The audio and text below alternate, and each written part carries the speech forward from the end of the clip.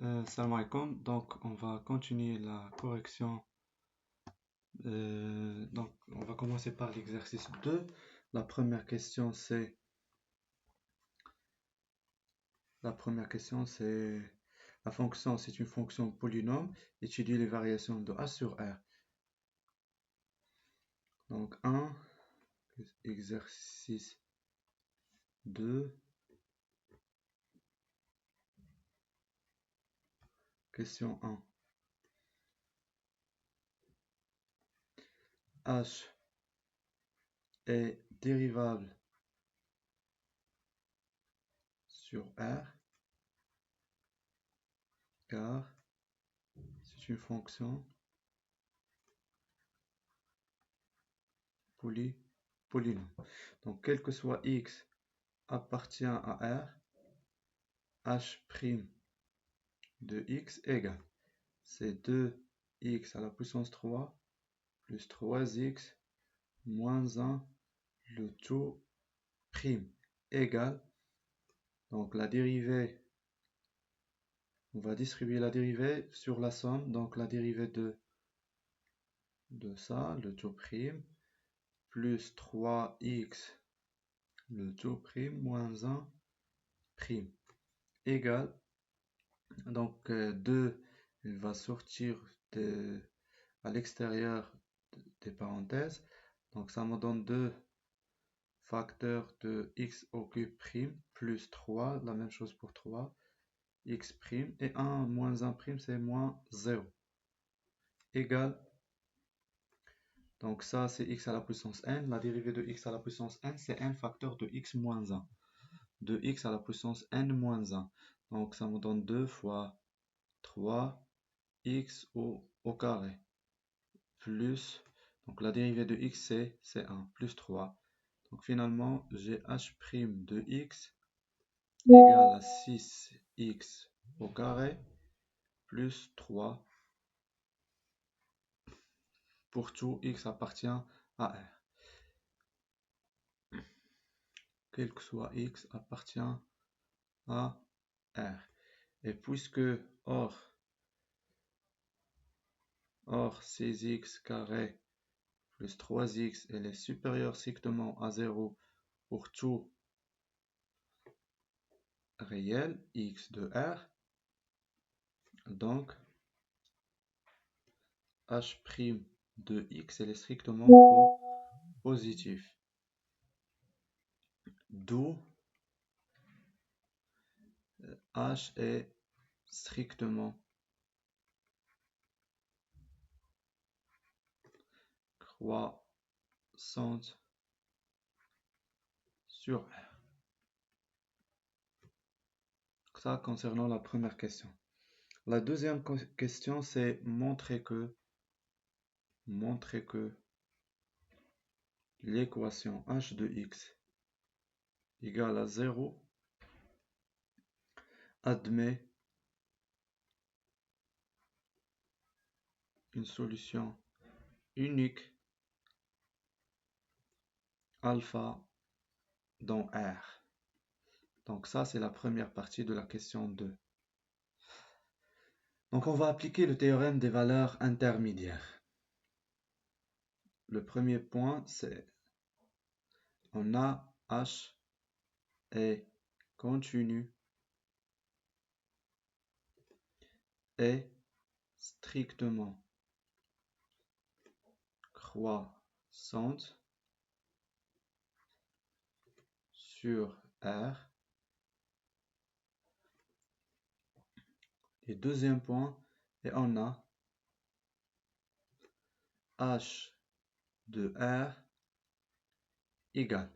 Donc l'image de l'intervalle R, c'est de l'ensemble R, c'est-à-dire l'intervalle moins l'infini plus infini sur H, c'est-à-dire la limite, ça me donne la limite x tend vers moins l'infini de H de x, limite de H de x quand x tend vers plus infini, égale la limite moins l'infini de x à la puissance, donc la fonction h c'est 2x à la puissance 3, donc polynôme, la limite moins l'infini c'est la limite de de x à la puissance 3. Donc c'est moins l'infini plus infini. Donc c'est égal à moins l'infini plus infini égal à l'ensemble R. Donc l'élément 0 appartient à H de R. Donc d'après théorème des valeurs intermédiaires, l'équation h de x égale à 0 admet une solution unique alpha qui appartient à R. Ça, c'est la première partie. Montrons que la deuxième partie montrer que alpha appartient à l'intervalle 0, 1. Donc, on a h de 0 fois h de 1, c'est les négatifs, donc alpha appartient. Donc h de 0, c'est l'image de 0. L'image de 0, c'est moins 1. Et donc c'est moins 1 fois l'image de 1. Donc 2 plus 3, c'est 5. 5 moins 1, c'est 4. Égal à moins 4, c'est négatif. Alors, alpha appartient à l'intervalle 0. Ça, c'est la deuxième question. Donc, la troisième question. Question 3. Méthode de dichotomie. Donner un encadrement de alpha d'amplitude 0,25. Donc la première chose à faire, c'est on a le centre de l'intervalle 0,1 et donc là, le centre c'est la somme sur 2, donc c'est 1 demi, c'est 0, c'est bon. Donc alpha appartient donc soit 0, 1 demi ou alpha égale à 1 sur 2 ou alpha appartient à l'intervalle 1 sur 2, 1. Or, h de 1 sur 2 égale à quoi? H de 1 sur 2, on va remplacer le x et on va trouver égal à h de 1 égale 1 sur 2, c'est 0,75.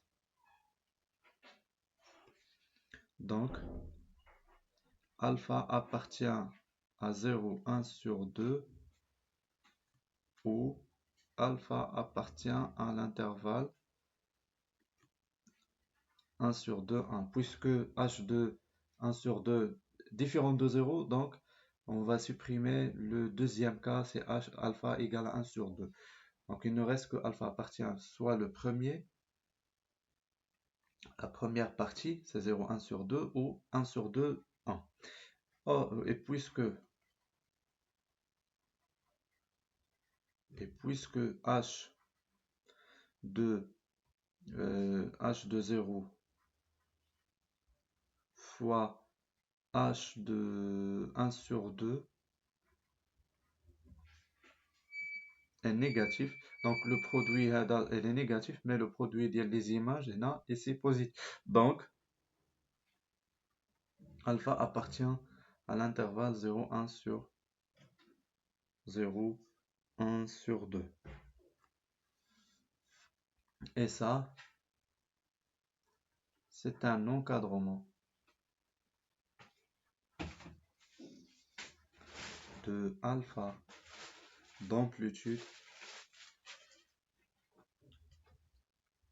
Donc pour calculer l'amplitude, c'est-à-dire tout simplement la différence entre A et B. Supposons 0 dans ce cas, c'est A, et B, c'est 1 sur 2. C'est-à-dire 1 sur 2 moins 0, c'est 1 sur 2, c'est-à-dire 0,5. Donc on va répéter processus, donc sur l'intervalle 0, 1 sur 2. Le centre de l'intervalle 0, 1 demi est 0 plus 1 demi sur 2, c'est-à-dire 1 quart. Donc alpha appartient à 0, 1 quart, ou alpha égale à 1 quart, ou alpha appartient à l'intervalle 1 quart, 1 sur 2. Maintenant, on va calculer l'image de 1 quart.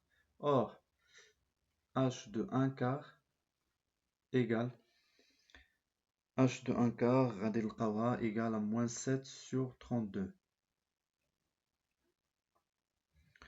Donc, puisque ça est différent de 0, donc alpha, soit dans le premier intervalle, soit dans le deuxième. « 1 sur 2, d'où donc alpha appartient à 0, 1, et puisque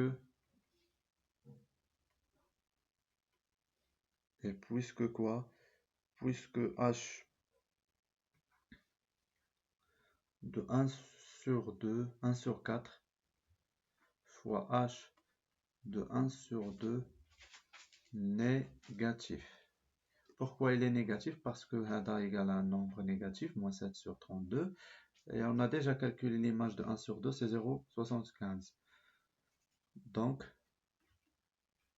alpha appartient à l'intervalle 1 quart, 1 sur 2. Et cela, c'est un encadrement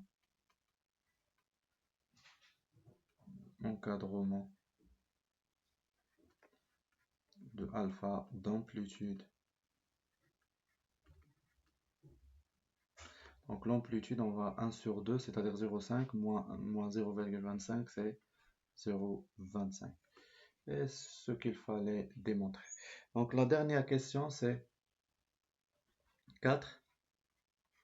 Résoudre l'inéquation h de x supérieur à 0 sur l'intervalle 0,1.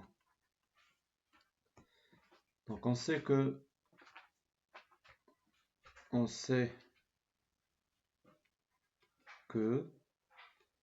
donc la fonction elle est comment h, elle est croissante. Donc elle est définie, elle est croissante.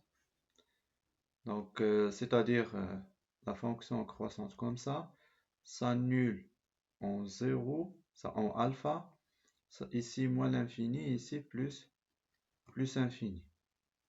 Dans notre cas, 0 et 1, et là, ce alpha compris entre 0 et 1. Donc la fonction, il est comment sur... Donc la limite au voisinage de moins l'infini, c'est moins l'infini, et la limite au voisinage de plus l'infini, c'est plus l'infini. D'où la fonction, il est comment sur... donc le tableau de signes de la fonction h de x, elle s'annule en alpha, ici 1, ici 0. Donc ici, il est comment? Au-dessus de la droite d'équation y égale à x, c'est-à-dire négatif. Et ici, positif. Supposons ça, c'est i. Une équation 1, ou tout simplement i. Par suite, s de i 1 égale supérieur ou égal à 0 sur l'intervalle 0 alpha. Donc 0, 1. Donc ici c'est 0, pardon, 0. Ici c'est 1. Donc 0, 1. Donc ça me donne alpha supérieur, c'est-à-dire positif, supérieur ou égal, c'est-à-dire où la fonction h de x est positive. Donc elle est positive sur l'intervalle alpha 1.